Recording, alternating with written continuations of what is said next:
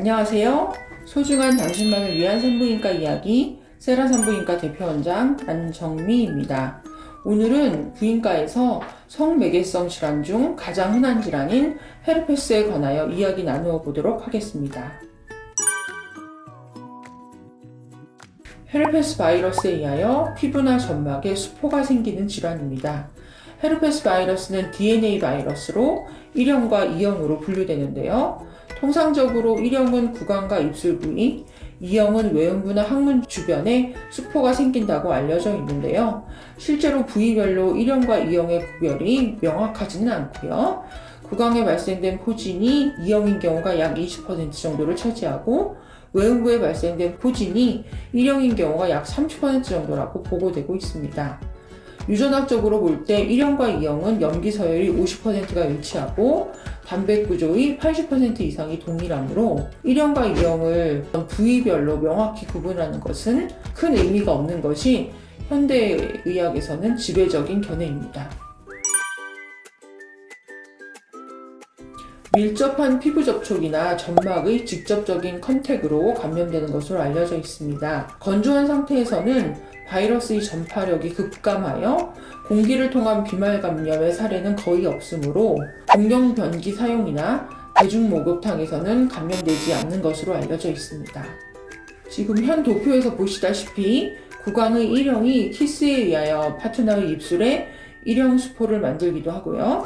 구강의 1형이 구강성교로 파트너의 성기에 1형 수포를 만들기도 하고 성기의 2형이 성관계로 파트너의 성기에 2형 수포를 만들기도 하고 성기의 2형이 구강성교로 인하여 파트너의 입술에 2형 수포를 형성시키기도 합니다. 따라서 현재는 1형과 2형의 형태 분류가 큰 의미가 없다는 견해가 지배적입니다.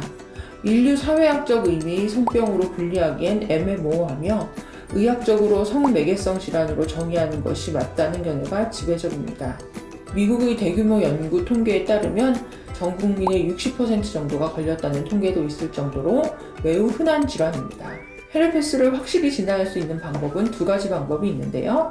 첫 번째는 수포에서 직접 분비물을 채취하여 PCR 검사를 하거나 두 번째는 혈액 검사를 통하여 헤르페스 항원항체 반응을 확인하는 방법이 있는데요. 두 가지 방법 모두 1형인지 2형인지 구별 가능한 진단 방법입니다. 팜시클로버나 발라시클로버 같은 항바이러스 제제를 증상에 따라 5일에서 14일 정도 복용하시면 피부 증상이 사라지게 됩니다. 그러나 헤르페스의 단점은 완치란 없으며 면역력이 저하되는 상황이 오면 지속적으로 피부 증상으로 재발하는 특성이 있기 때문에 평소에 면역력 관리를 잘 하셔야 합니다. 재발률은 첫 발병 후 1년 이내에 80% 정도에서 재발하는 것으로 알려져 있으며 첫 1년은 전파력도 강력한 것으로 알려져 있고 1년이 지나면 감염력이 점차 감소하게 됩니다. 임신 중 수포 증상 발현 시에도 항바이러스 제제 복용이 가능하며 폐하에게 미치는 영향도 전혀 없는 안전한 약으로 알려져 있습니다. 만약 분만 시 헤르페스 수포가 있을 경우 분만 진행 중에 폐하에게 수직 감염을 일으켜 결막염이나 뇌수막염 등의 치명적인 질환을 발생시킬 수 있으므로 자연분만은 불가능합니다. 만약 자연분만을 강력히 원하실 경우에는 출산 예정일 2주 전부터 항바이러스 제제를 예방적으로 미리 복용하는 방법도 있으므로 상황에 따라 주치의와 상의하셔서 적절한 분만 방법을 선택하시기 바랍니다. 아쉽게도 현재까지 예방접종은 개발되어 있지는 않습니다. 평소에 면역력 조절 잘 하시고 면역력이 저하되어 있는 임산부나 생후 12개월 이하 아기들에게는 뽀뽀를 하지 않아야 되고 컵이라든지 립스틱 공용 사용 금지하시고 성관계식 콘돔 사용하시고 특히 피부병변이 있을 경우엔 전염력이 매우 강력한 것으로 알려져 있으므로 키스 또는 성관계를 금하시고 더더욱 조심하시기 바랍니다.